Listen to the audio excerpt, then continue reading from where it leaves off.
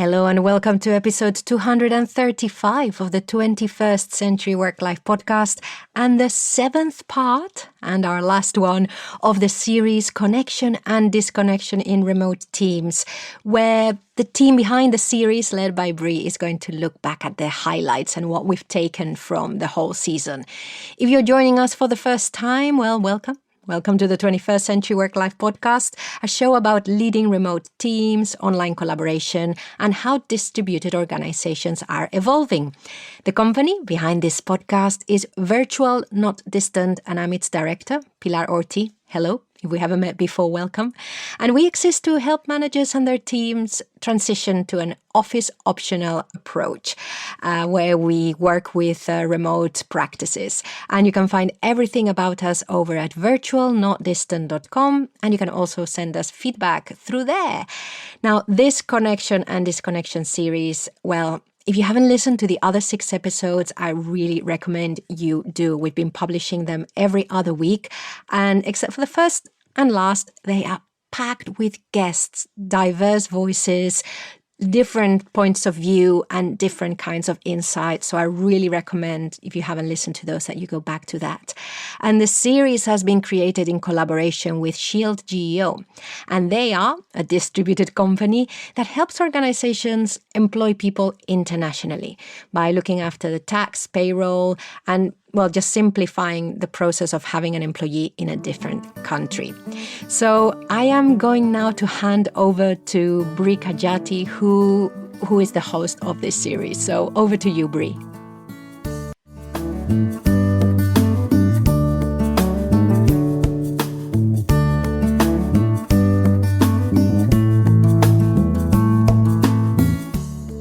Welcome back to our final episode of Connection and Disconnection in Remote Teams.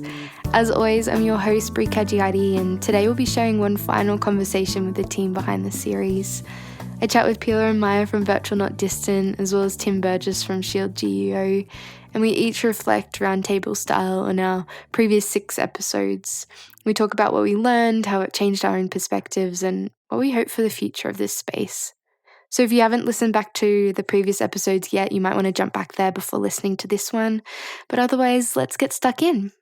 I can't believe we're already at episode 7, and I can't believe that we've been working on this since, I think, December, maybe even November was our first meeting. I can't remember exactly, but it's been such a fun little journey to go on. Do we want to maybe just start by talking about a little bit of our experience over the period of time? I guess we could start with you, Tim. Do you want to talk from your perspective how that was, listening back, being a part of it, and being a guest? I feel like I feel very lucky to have been like an observer from the sidelines. I think I can't thank you all enough for the job that you've done. And I was thinking before this, I was like, I should listen back to all the episodes. And then I was like, oh, wow, there's so much that's been covered. I think when we first put it together and we were like, we should try and do it, and be comprehensive. We'll try and do what it means and where it comes from and like what the ramifications are and why it's important, all that sort of stuff. But I didn't really understand how long and big a journey that would be. Like only just now are we starting to talk about what an individual can do. And so I really, really love the way that all of you and particularly the guests have framed it as ways of kindness and self-care. I think it would have been very easy to sort of look at this issue and go, you just need to get this app and it's a plug-in to Slack, and on Monday it gives a smiley face, and as long as all the smiley faces are there, job done. Tick the box and off you go. But I think we've come to a much more nuanced and hopefully much more helpful understanding. Yeah, I definitely agree. And I'm super thankful that was the perspective of all the guests, because that was definitely something that I think I really wanted, that it be something that was empathetic and something that had understanding of this being a real issue and not just like one of those pat answers, or of why don't you just call a friend or go for a walk, or as you said, use this app and you'll be all good. How about you, Maya? How was that? Did you have any sort of just initial thoughts on how this process has been? I mean, you kind of come in at the end and do a bit of a summary for the notes and things like that. What's that process like? Yeah, it's been really interesting. When I started working on the show notes for this, when I saw the first, when I saw the image that Pilar created, I thought, oh my God, there's going to be sort of 8 different voices in this. Working on the show notes for these, I was concerned about the number of voices involved initially, and whether it can be quite difficult with a multi-guest show like that, pulling out the threads consistently and trying to make some kind of coherent written standalone piece of content that makes sense of it all. But it was actually, what was really interesting about it was the consistency and the fact that they all had different points of view about each of the aspects that were discussed over the different weekly episodes, but they were so unified and coherent that normally what I do is I listen through to the whole thing first, then try and think about the key themes, then go back and try and capture specific quotes and points of view. And it was actually a lot easier than I expected it to be. When I saw the number of guests on the first image for the first episode, I thought, oh, this is going to be, I'm either going to have to write 5,000 words and try and almost transcribe it, or it's going to be a case of more or less just listing them. And it won't be possible to draw a coherent narrative out of it. But actually, the way you put it together, Brie, and there's an awful lot of credit there as well as to the guests, it just made for a very powerful, consistent message coming out of each of the different episodes, looking at the different aspects of responsibility and activity around this theme. And they were all so different and yet so consistent, which was quite an unexpected and refreshing finding, which I think made the episodes really powerful. But actually, Maya, I'm so glad you made that point, because I was actually going to ask Brie that question. Like, was it mostly down to the masterful edit, or was this actually that people were hitting these themes over and over? Because, like, particularly this most recent episode, it felt like very much like it was sort of layers on top of the same sort of set of thoughts or ideas. Yeah, I think probably a bit of both. I mean, obviously, during the interview, I ask similar questions to all of the guests, and that was really intentional so that it would be easy to sort of cut into the 6 episodes. And so when you're asking a similar question, you often get a similar answer, but I was really grateful to get the nuanced answers from all of their different perspectives, touching on the same sort of topics. That was really helpful. And I think, I was really grateful for the guests to be able to create that really dynamic conversation.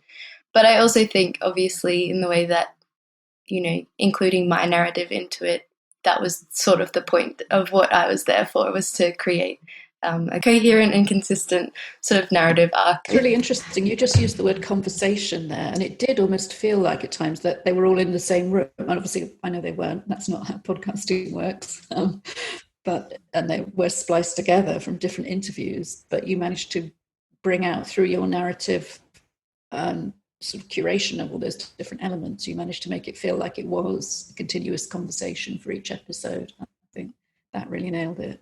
Oh, that's great. I'm really pleased to hear that. Okay, should we pivot to Pilar? How was this experience for you? I mean, obviously you're quite an experienced podcaster yourself. What's it been like to be a listener as well as you were a guest on one of them as well, but as well as be part of this team of organisers? So I think there was a real journey. So we started with looking at the topic and what it meant and identifying the signs of it.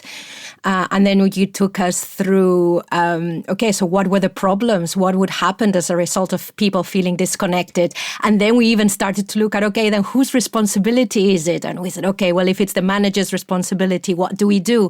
And ended with the employee's responsibility. And I think that journey was really important to go through, because it really is the way that we should be thinking about this. So first we look at the problem. Why is it important? Dissect it, understand why we're tackling it, and then look at what to do about it. Because I think a lot of these conversations are about, what shall we do about feeling disconnected? And we miss the whole journey of understanding what the problem is. And as Tim and Maya were saying, the problem is huge and the solutions are broad.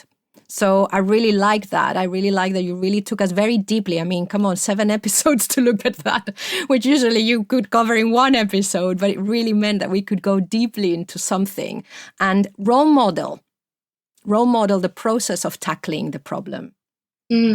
Yeah, you're right. I guess it kind of mimics maybe some of the conversations that we would hope are happening within remote companies between managers and their employees, or between employers and their employees. The way that we've put it into 7 episodes sort of shows the magnitude of the conversations that you should be having within your own team. Particularly when you look at the whole picture, as Pilar put so well, and you think about the ramifications. One thing I always come back to is this idea of emotional contagion. And if one person experiences it, that it affects or infects, all of the people around them. And so when you think about that sort of the magnitude of it, or the potential impact, you can't jump from there and think it's a simple solution, or that it's a one-size-fits-all solution. It's clear that that it's a big thing, and it should be a focus. And I'm really glad that we got there, because that's certainly something that we've experienced. I think we did like a type form at the very beginning, and we were asking people for like their experiences of it. And right at the beginning, I think it was Malud who said this, like, "Oh, I've never really experienced loneliness," and I was like, "Oh, okay, this is more complicated than I thought." I thought everybody got lonely like I got lonely, but it's so much more. Yeah, exactly. Definitely. I think one of the common threads for me was that remote workers already use that kind of thinking in terms of work isn't one size fits all. We can't all work in an office 9 to 5. That's one of the big reasons why we've transitioned to this more flexible approach, is because we think that we're all individual, and we think that the way that we work and our specific set of circumstances are all different and require a different setup. And so even though we're more at risk, I think we maybe are more equipped to be able to handle the solutions as well, if that makes sense. Yeah, I do still think there's a big tendency in remote work, because it's a little bit still, this current period obviously is giving everyone a bit of a taste of what it's like to work outside of an office, but it's still very polarized. And particularly, and maybe it's part of being on the sort of the first wave, or people who had to really go it alone to do it. But I think there's a lot of sort of evangelizing about remote work should be like this, and it has to be asynchronous, or it's particularly suited for these sort of people, which sort of runs counter to what you're saying, and to the message, which is that there is no one size fits all. What fits us in terms of work or setup or solutions is as rich and varied as people. So I hope what you're saying is true, and I think for a core of people it is. But I do still think that people like to find a simple solution. They like to have an answer for it, and hopefully for this issue in particular, people who've listened to this series will understand that it's not one of those problems. Yeah. That it is something that needs attention and effort. Yeah, definitely. And it's even not one of those problems for those of us who actually made the conscious choice to work remotely. We can still face those issues of disconnection and isolation. And obviously, that's sort of the elephant in the room that we didn't talk about during the series, because it was conceived prior to that, but has made it so relevant for so many more people now, is the fact that there are so many people now working from home who never chose that and would never choose it. There's so many people like that who are having to deal with these issues, never having thought it would suit them in the first place. Yeah. So we could do another episode about that whole situation, which I realize this isn't, but it's just incredible how the context has changed over the series from when we started it to where the world finds itself now. Yeah, definitely. I hope even in those situations that I guess some of the framework of thinking that we've covered in this series could be helpful for them too, even if they're not, I guess, expecting to work from home full time or embrace this model of work, that it could, even just for this period of time, be helpful to them. All of this materials, I think it's something people might be coming back to over time as they start to realise that things have changed forever. And whilst it won't carry on exactly like now, there might be permanent adjustments to the way we live and work that people will have to take on board longer term. I think equally this isn't the way it is now isn't going to be what it is in the future either. And even in this last episode, I was just noticing how much, even though we were talking about, figuring out something that works for you individually, there were a lot of suggestions about going for a walk in the morning or just as examples of things that had worked for some of our guests. And I was just realizing how maybe this isn't actually relevant anymore or in this current period of time. It's important to acknowledge that lack of choice, what that does to people's mood and being able to manage their moods and their emotional health. Just the more choices you take away from people, the harder that is. And a lot of people are experiencing that, not just about their work, but about so many different aspects of life at the moment. That's essential context, which hopefully, even if things look different in the future, there will be some of those choices will come back to us. Yeah, absolutely. I think it's a really interesting point, Maya, because this speaks to one of the reasons why it's a complex problem. And take away the whole pandemic situation, but just in the course of your life, the way that you work, and I think Laurel said this in the most recent episode, or maybe it was Teresa, I think it was Laurel. So what works for you when you're 25 and working from home might not work for you when you're 30 and working from home, or 35, or 55, or 65, or 70. And that's certainly something that I've experienced as I've had kids, and my kids have gone to school, and before that they're at daycare, and then when their activities change, and some things I can't do anymore, and my coping mechanism of going for a walk might not work anymore, or maybe suddenly it does become available. And so that cycle that we're talking about of noticing what's going on in yourself and then trying to work out what you need and ways to get that is just so important. Like it's not a one-time exercise that I think you have to go through. I think it's like a sort of a constant, it's like gardening, you have to sort of constantly prune and tend it to make sure that you're okay. Yeah, absolutely. I think also Tim, you said it in one of the episodes, is that to understand where that sense of disconnection is coming from, whether it's the role, because like you say, it might be that it's the location where we are, but actually something might have changed. It might be the role, it might be our colleagues have changed. And to acknowledge first that something is not right, and then to really think through, it's not just that I'm feeling lonely or physically apart from people, but actually what is really happening, because then that will determine how we approach it. Yeah, definitely. Has listening through to this series changed anybody's personal perspective in terms of thinking about their own remote work journey, or thinking about how they set up their own routines or daily habits or things like that? Tim, you're nodding. Yeah, for me, for sure. Like, I guess there are two things. One is that this experience of forced work from home and like a large part of the world having to work from home, and now where we are right now is that starting to change again, right? And so we've been through this, and I feel this myself, right? I was working from an office because I didn't like working from home. I can't work from home is what I would tell myself. Well, I've been working from home for 2 months. I am loving it. I'm loving it. I'm thinking, what have I been doing all this time?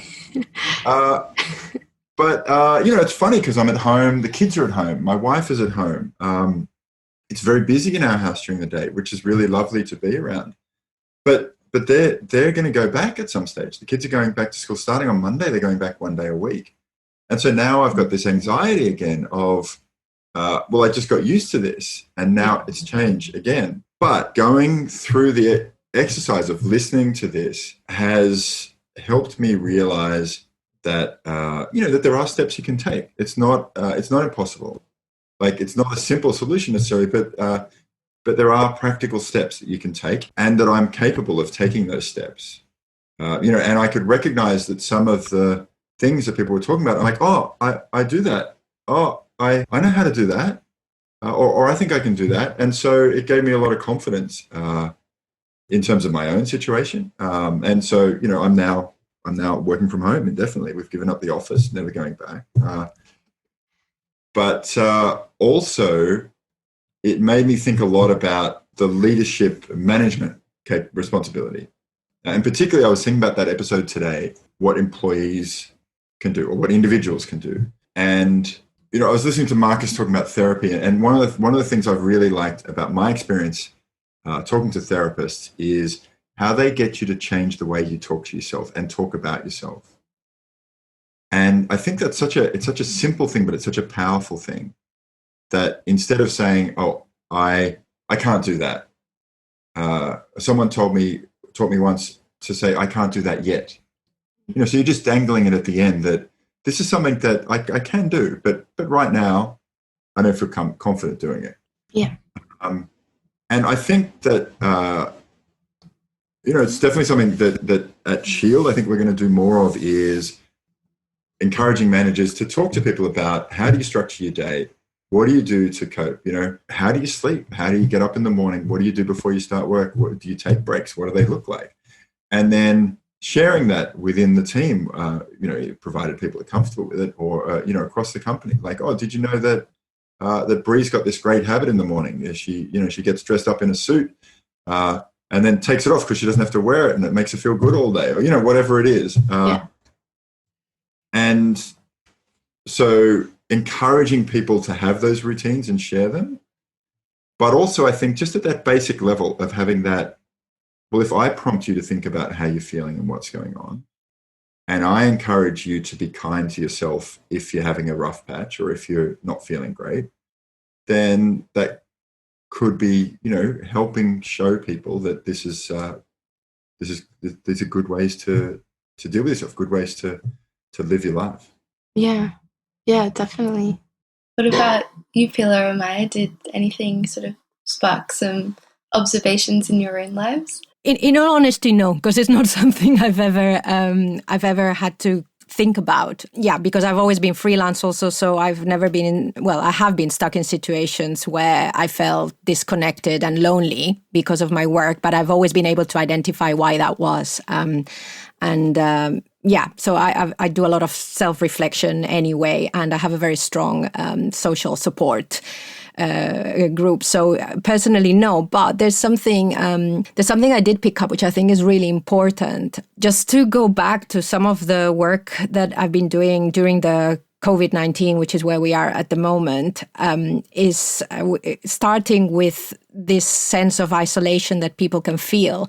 And this image of people, managers were always worried about the person that lived on their own, and they would think, oh, they're the most isolated. But I also thought of people who might be in a team, for example, where most people are maybe on their own or with couples, but they maybe have a big family. And therefore, the context was so different, and the sense of isolation that could come from just your context being different to that of your team members, just from that difference. And there is something that Julianne said in one of the episodes, which she said that loneliness is the gap between the actual level of social interaction and connectedness versus that which is desired or preferred. So I was thinking, sometimes if we have too much of that social interaction, maybe that makes us feel isolated. So I think that really, the series has helped me to really understand that there's a flip side also, that it's not about how many people, but it's about your preference also. Yeah, absolutely.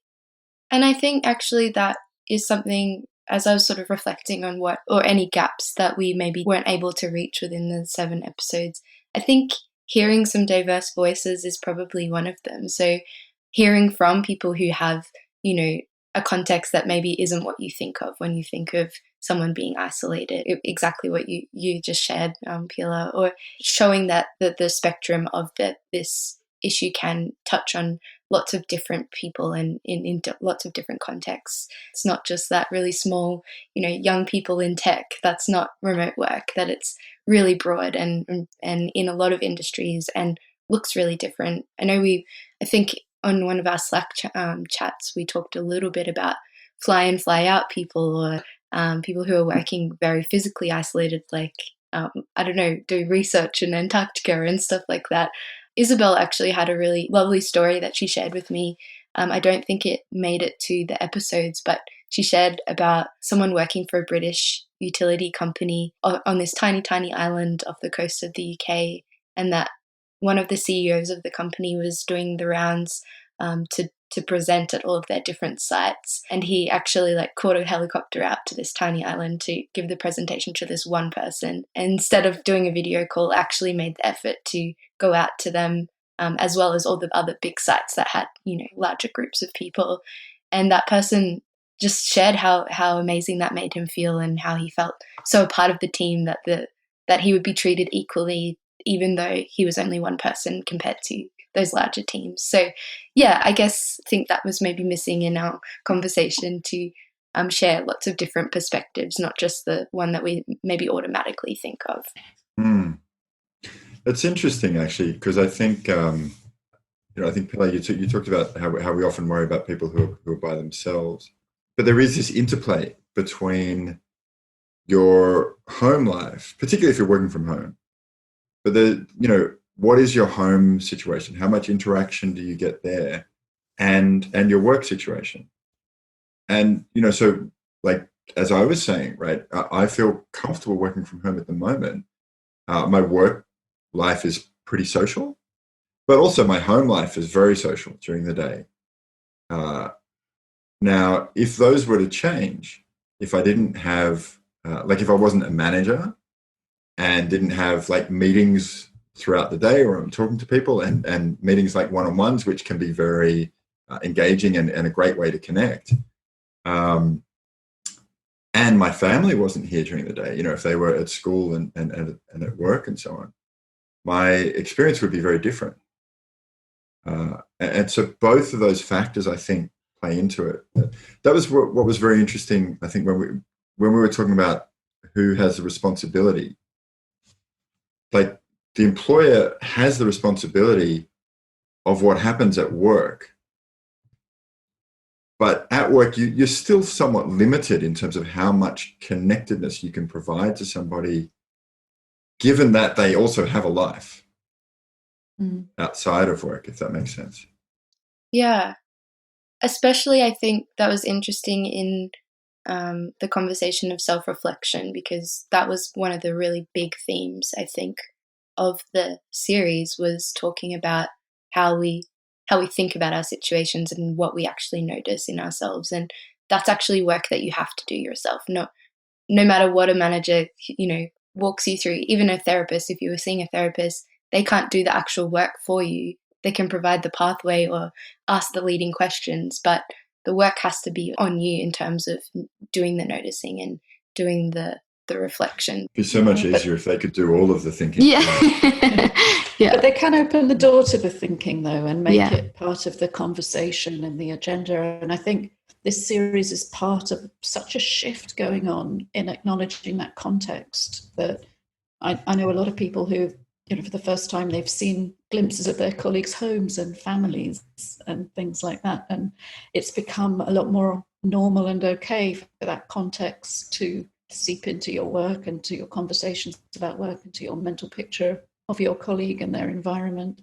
And I hope that will be a lasting change, and that this podcast series will be part of that, encouraging that self-reflection, but also encouraging a little bit more openness. And it's okay to ask how the puppy is in a few weeks and things like that, or the children that we are now fine to come running in and out of the meeting room, because actually your meeting room might also be their classroom.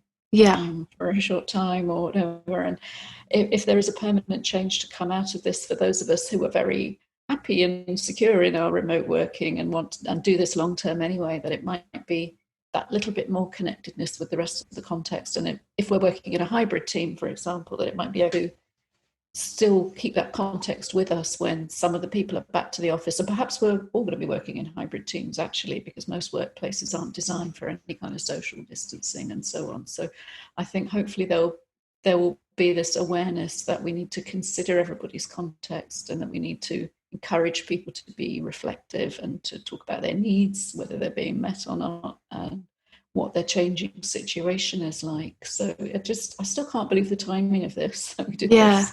At this moment, and it is forming part of that cultural dialogue and the way work has changed forever. Yeah, and you mentioned culture and you mentioned openness, and I was having a conversation with the editor of HR Zone, saying, "Okay, can we get an article about this series in there?"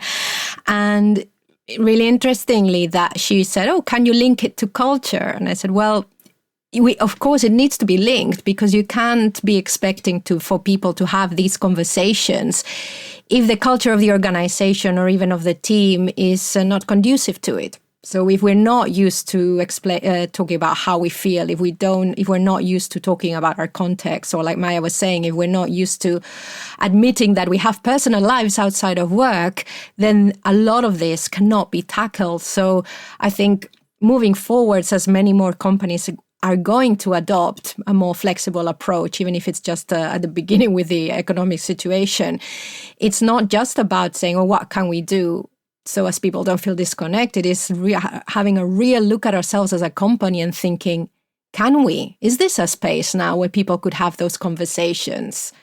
And it's another layer on top of that culture and that remote first culture. I think that was something that Richard talked about a lot, is what's the playing field? You can't really be expected to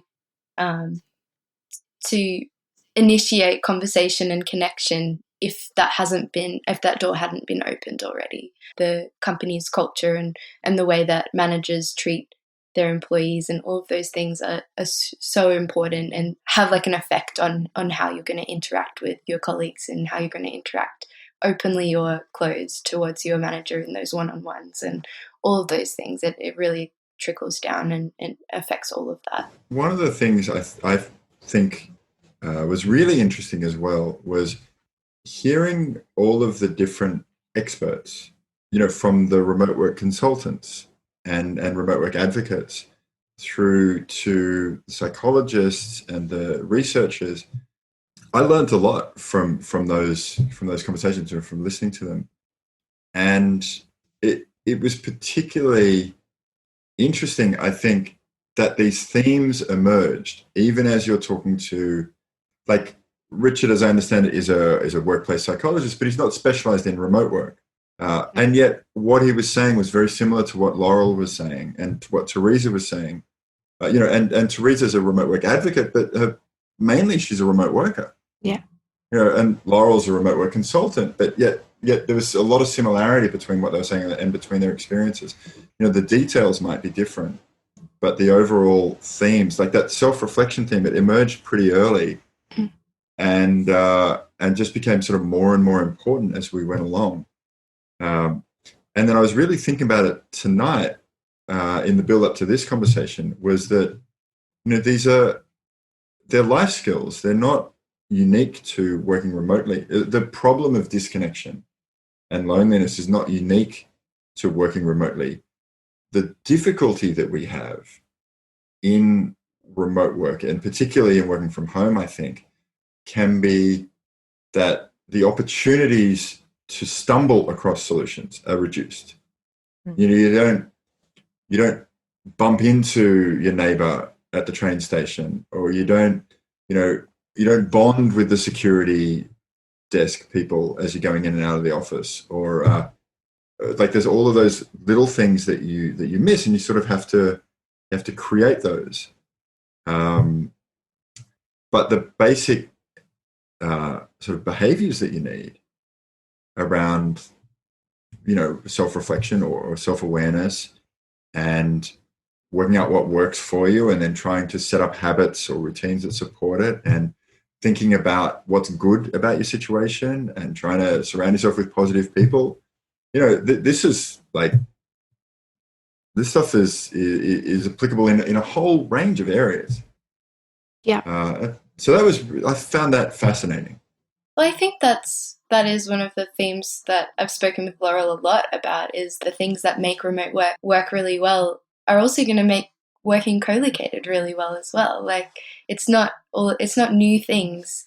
It's just potentially more necessarily more quickly when you are working isolated. But yeah, you're right. It's not new, and it's not something completely out there. It's going to help you in all of the areas of your life, for sure. Well, one thing I'm very interested in for you, Brie, is, you were working in Brisbane, in the city where you grew up, with a big friend network, from what I understand, and you're well established there. Yeah. You'd freelanced before, so you were used to, this sort of cafes and being at home and out and about and so on. Yeah. And then you packed your bags, you moved to Canada in winter, and then you started thinking obsessively about loneliness all the time. And then just when you were about to get out of the house, you were forced to stay at home for longer. Yeah. Yeah. So what's that been like for you? This whole journey has been very, your journey's been somewhat relevant.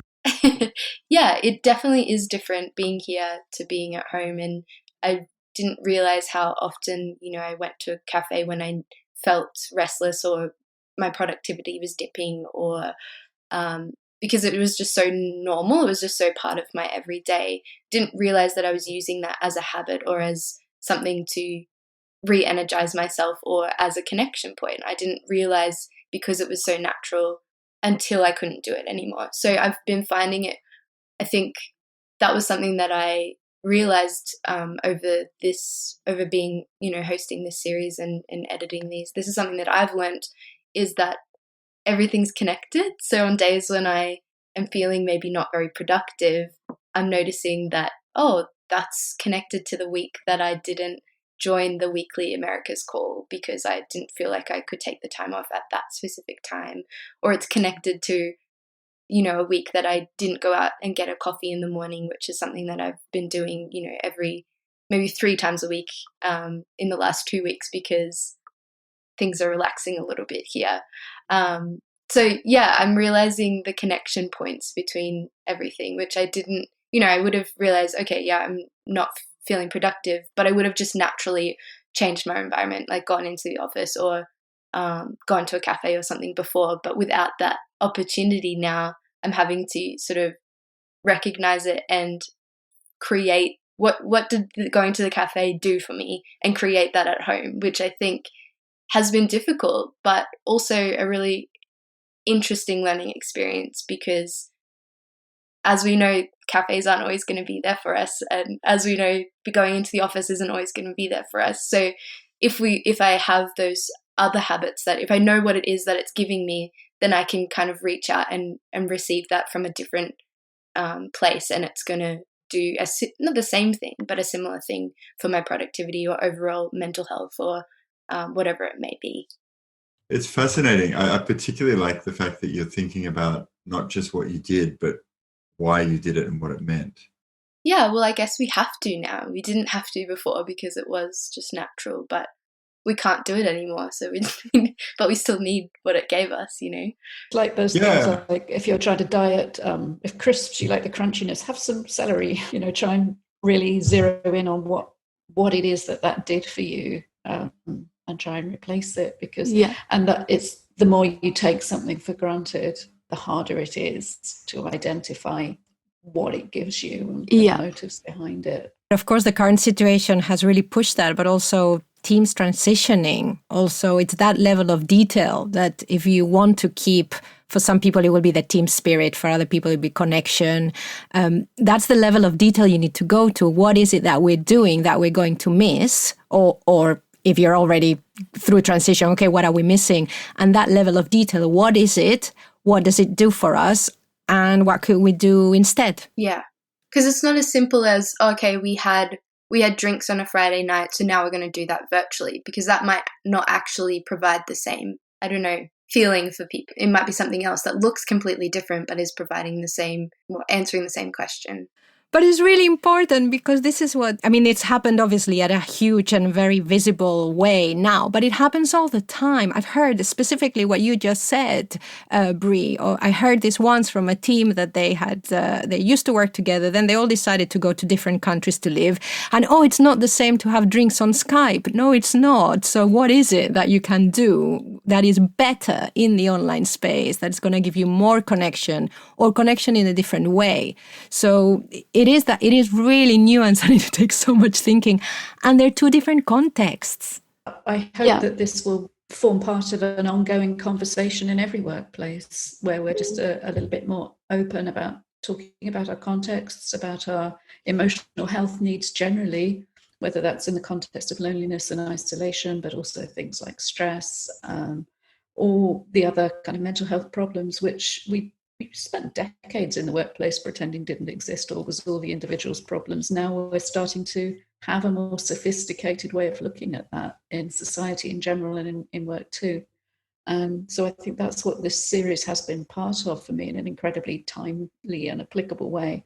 And I really hope that conversation and that awareness will continue. I think it has to. I don't think we can go back to business as usual in any sense, and that includes this awareness that people have got about their own needs and what the workplace and their work does or doesn't do for them. I hope it has helped to avoid more of those "we are social animals, therefore we need to be in the office together" conversations. Because if nothing else, just the fact that it is being addressed shows that there is a social element to online interactions, whether they are, well, we're looking at them from the point of view of work, but we've seen that we can be sociable, that we can be 100% human through a computer, not just in real time, but also in other ways of communicating. And I think that addressing this means that there are ways of addressing it. And we are addressing it because we're still having social interactions in the online workplace. I always think about my own experience. Selfishly, I really have felt a strong sense of disconnection and loneliness whilst working from home. So in some sense, I was hoping that if it was me going through that again, that this would be something that I could find and it could help me find my way back to where I wanted to be. And so I hope it's there for that person if they're out there. I hope it's there for someone who's a manager or a leader or a colleague. You're not the only person to experience this is such a fundamental message to it. That it can happen to anybody. It can happen to people who you would never expect it to. And that it's just part of being human. There's no judgment associated with it. It doesn't mean that you've passed or failed some sort of test. Yeah, definitely. Okay, I think we might try and end this conversation here. Thank you so much. Well, there you have it, our final episode of Connection and Disconnection in Remote Teams.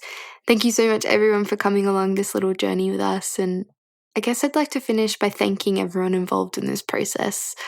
To our collaborators at Virtual Not Distant, this has been such a fun experience to create something together, and we really appreciate your guidance and support throughout this entire series. So thank you, thank you, thank you.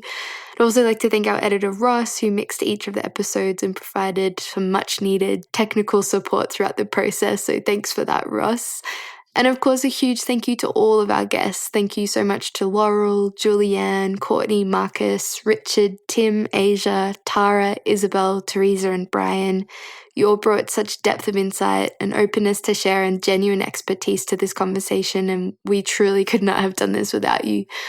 Everyone make sure that you check out the show notes for their contact information and all the links to their ongoing work as well.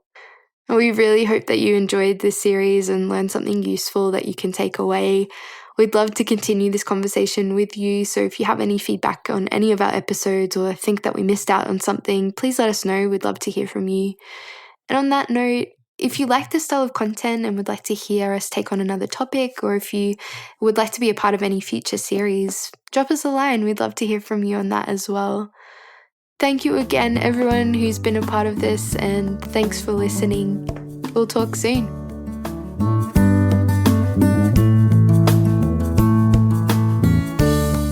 Well, thank you indeed, Bree, for being with us and driving this whole series forward, getting all the guests together, finding the threads.